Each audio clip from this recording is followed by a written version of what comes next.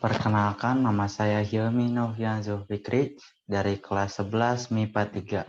Di sini saya akan mempresentasikan tentang ancaman ekonomi. Sebelum lebih lanjut, kita harus tahu dulu nih, apa itu ancaman ekonomi? Jadi, ancaman ekonomi adalah setiap usaha dan kegiatan, baik itu yang berasal dari luar maupun dalam negeri, yang dinilai mengancam dan membahayakan keamanan finansial serta pertumbuhan ekonomi nasional dan bangsa Indonesia. Ancaman ekonomi bisa berasal dari mana saja dan kapan saja, termasuk hal yang tidak terduga sekaligus. Selanjutnya, macam-macam ancaman ekonomi. Yang pertama, ancaman ekonomi internal, yakni ancaman yang berasal dari dalam negara sendiri. Ancaman ekonomi dalam kelompok ini bisa berupa inflasi, pengangguran, infrastruktur yang kurang memadai, kebijakan ekonomi pemerintah yang buruk, dan sebagainya. Yang kedua, ada ancaman ekonomi eksternal.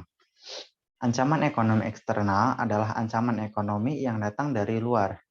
Ancaman ekonomi dalam kelompok ini bisa berupa ketergantungan yang tinggi pada pihak asing, gagal bersaing dalam era globalisasi dan pasar bebas, ataupun kinerja ekonomi yang buruk, serta pemberlakuan embargo, dan sebagainya. Selanjutnya, ada contoh ancaman ekonomi. Contoh yang pertama ada angka pengangguran yang tinggi. Angka pengangguran yang tinggi tentu dapat mengancam ekonomi. Karena dengan meningkatnya angka pengangguran, maka otomatis angka sumber daya manusia juga semakin menurun. Yang kedua, yaitu korupsi merajalela. Jika korupsi sering terjadi, maka negara akan sangat dirugikan sebab uang negara dihabiskan untuk keperluan pribadi dan dilakukan oleh oknum yang serakah dan egois. Yang ketiga, yaitu meningkatnya angka kemiskinan.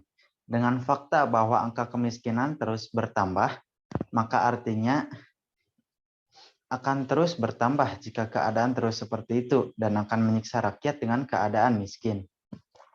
Yang keempat, yaitu harga sumber daya alam yang jatuh di pasar dunia. Jika sumber daya alam yang dimiliki negara turun harga, maka secara otomatis pendapatan negara akan berkurang dan pemenuhan kebutuhan negara tidak akan terpenuhi seperti infrastruktur dan lain-lain. Apalagi seperti negara Indonesia yang sangat kaya akan sumber daya alam yang apabila harganya turun maka akan sangat-sangat berpengaruh kepada ekonomi negara. Selanjutnya, ada faktor terjadinya ancaman ekonomi. Faktor yang pertama yaitu tingkat pendidikan yang rendah. Sudah jelas dengan pendidikan yang rendah, maka kualitas sumber daya manusia negara akan menurun dan tidak cukup untuk membangun negara yang makmur, terutama di bidang ekonomi. Faktor yang kedua, ada krisis ekonomi dunia. Contohnya seperti pandemi sekarang ini, yang penyebabnya tidak terduga dan kita tidak bisa berbuat banyak dan dampaknya kepada semua negara yang terkena pandemi. Yang ketiga, peraturan yang tidak tegas. Aturan adalah salah satu cara untuk mencegah agar tidak seenaknya berbuat sesuatu karena adanya aturan dan sanksi. Tetapi jika sanksi tidak tegas, maka orang akan berani melanggar karena resikonya yang tidak terlalu tinggi, yaitu tidak tegas. Yang keempat, kurangnya sarana infrastruktur.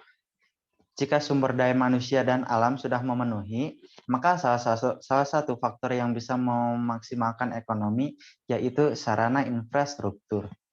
Jika hal ini tidak terpenuhi, maka sumber daya alam dan sumber daya manusia akan terasa sia-sia dan kurang termaksimalkan.